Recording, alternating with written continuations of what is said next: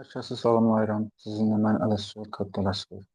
Bu videoda sizinlə bir mövzu haqqında şəxsi fikirlərimi bölüşmək istəyirəm. Bu mövzu da ki, hər yeni ildə, hər dekabr ayında gündəmə gələn bir mövzudur ki, Amerikan birjalarında dekabr rallisi və yaxud da yeni il rallisi müşahidə edilməsi. Bunu özüm üçün dəqiqləşdirmək üçün qrafikdə araşdırmaq qərarına gəldim. Çünki bilirsiniz ki, mən özüm Nasdaq bazarında əsasən ticarət aparıram. Ticarətlərimin 90%-i demək olar ki, Nasdaq birjasında gedir. Başqa bazarlara o qədər də marağım cəlb etmir. Bir bazara fokuslanmağı özümə daha məqsəd uyğun hesab edirəm və Nasdaq bazarı mənim üçün qane-edici. Bu qodları araşdırmaq üçün, bu aydınlaşdırmaq üçün, aydınlıq gətirmək üçün qrafikə bir nəzər salmağa qərara gəldim.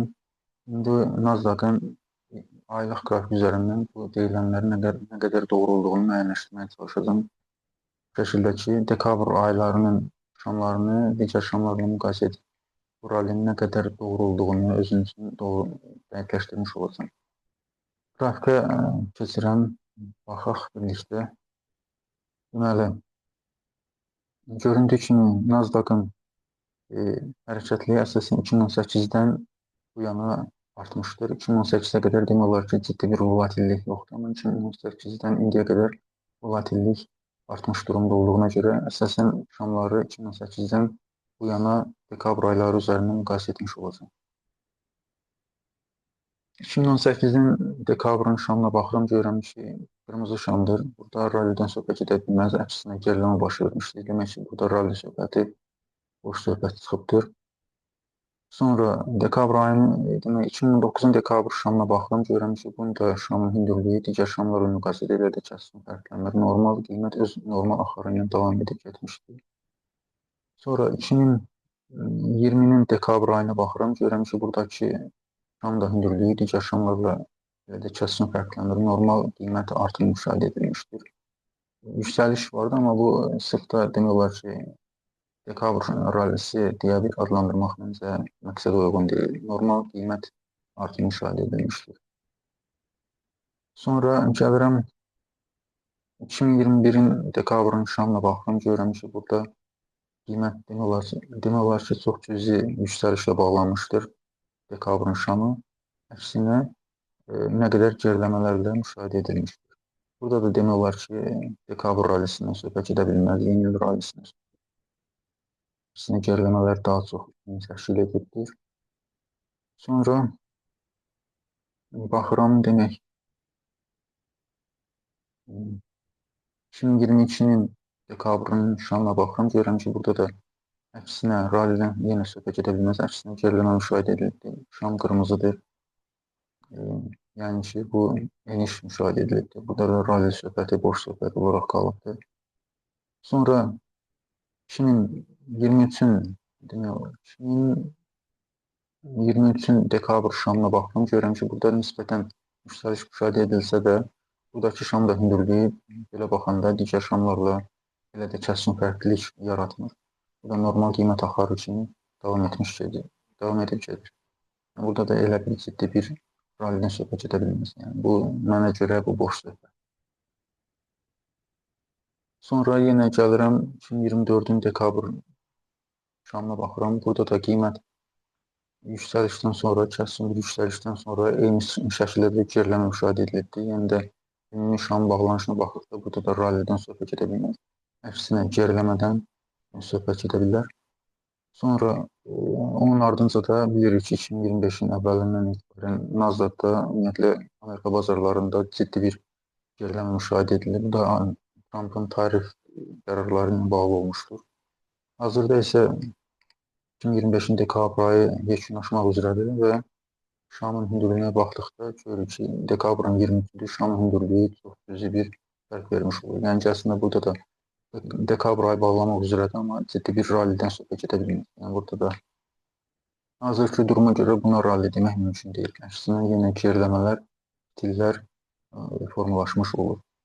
Yeri gəlmişkən bu fitillər əslində korreksiyalar göstərmiş olur. Yəni ki, geriləmələrdən sonra toparlanmaları, düzəltmələri əks etdirmiş olur.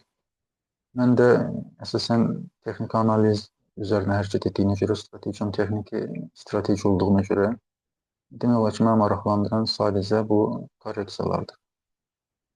Bunun üçün də əvvəlki yazılarımda oxumusunuzsa, yəqin rastlaşmısınızsa, orada paylaşmışdım ki, qiymətin yönünü fundamental analiz bəlkə də istiqamətini göstərə bilər, yönünü göstərə bilər, ancaq qiymətin xəritəsini və marşrutunu texniki analiz çizmiş olur və texniki analizin göstərdiyi xəritə üzərində qiymət hərəkət etmiş olur. Yəni, qiymət hərəkət edərkən də təbii ki, çatacağı hədəfə birbaşa düz xətt boyunca hərəkət edib çatmır. Əksinə, o hədəfə çatmaq üçün yolda o özünə yanacaq doldurmalıdır. Bunlar isə likvidlik zonalarıdır. Yəni ki, əgər qiymət həmin yüksək səviyyəyə gəlib çatacaqsa, hansısa bir nəzərdə tutduğu səviyyəyə gəlib çatacaqsa, ora çatmaq üçün özündə bir yanacaq olmalıdır ki, ora gəlib çata bilsin. Yəni, bu da qiymətin dalgalanması, toparlanması, düzəltmələr və korreksiyalar deməkdir ki, mənə də maraqlı olan bunlardır. Yəni, strategiya məsələsinin qiymət demək, həmin ki, yanacaq doldurma məntəqələrində öz növbəmi tuturam. Zaman gəldikdə qiymət həmin səviyyələrə gəlib çatdıqda mənim əmrlərimi açmış olur və əməliyyata başlamış olurum. Avtomatik əməliyyat açılmış olur və müəyyən səviyyəyə gəlib çatdıqdan sonra mən əməliyyatlarımı nəzərdə tutduğum səviyyə çatdıqdan sonra bağlanmış olurum. Yəni, qısacası mən demək olar ki, bu deyilənlərə heç də məhəl qoymuram, dedikodulara, şayələrə o qədər də məhəl qoymuram, qulaq ardına vururam. Çünki mənim strategiyam sırf texniki analiz üzərində olduğuna görə bu fundamental analizə dedikodularla dolu olduğuna görə, başarılı getdiyinə görə heç də məni maraqlandırmır. Bundan da yəni sırf texniki analiz üzərində əməliyyat aparıram, ancaq nəticələrimdə şəffaflıq olsun deyə sizinlə yenə də bölüşmək istəyirəm. Belə ki, mən Darbinex hesabında əməliyyatlarımı əyani şəkildə sizə göstərə bilərəm. Deməli, bu mənim Darbinex hesabımdır. Bu da gördüyünüz kimi yazılıb Aleskar FX. Əvvəldə açdığım üçün bu başlıqla yazmışdım, ancaq indi orada adı dəyişdirmək mümkün deyil. Demək, hazırda mən 30.000 euroluq hesabı yönəticisindəyəm. Yəni, daha doğrusu onu nəzarət edirəm, onu idarə etməyə çalışıram. Və buradakı qayda əsasən, əgər sənin reyting balın 75 üzərindədirsə, sən bir etapda artıq 30.000 euroluq hesabı qazanmış olursan. Əgər növbəti ayda da yenə 75-in üzərində bağladınsa, sənin də yenə minimum 30.000 euroluq hesabın əlavə olunacaqdır. Yəni ki, hazırda kalkulyatora baxdıqda, hazırki göstərici, kalkulyatordan göstərir ki, reytingin 82.78-dir 75 üzərindən, yəni 75 üzərindən 82.78-dir və bu da mənə hazırda 30.000 euroluq demək, mənə əlavə yatırım deməkdir. Yəni, gələn aydan bu reyting 75-in üzərində qaldığı müddətcə ki, ümid edirəm ki, bu son bir həftə ərzində 75-in altına düşməz. Çünki mümkün qədər risklərini nəzarətdə saxlayıram. Bunun üzərində bağlandığı müddətcə 30.000 euro daha əlavə olunacaqdır və mən artıq gələn aydan 30.000 üzərində 30.000 əlavə olunmuş şəkildə 60.000 euroluq hesabı idarə etmiş olacaq. Əgər burada, misal üçün, mən kalkulyatorda yoxlaya bilərəm ki, biraz daha artıq olsaydı, nə qədər əlavə yatırım əldə etmiş olardım. Misal üçün, bura 3% yazdıqda yenə 87.22 ilə 30.000 euroda yenə qalmış olacaqdım. 4% reytingini, demək, 4% qazanmış olsaydım, 89.16 ilə 35.000 euroluq demək, əlavə yatırım əldə etmiş olsaydım, bu da 65.000 hesab olunur toplamda.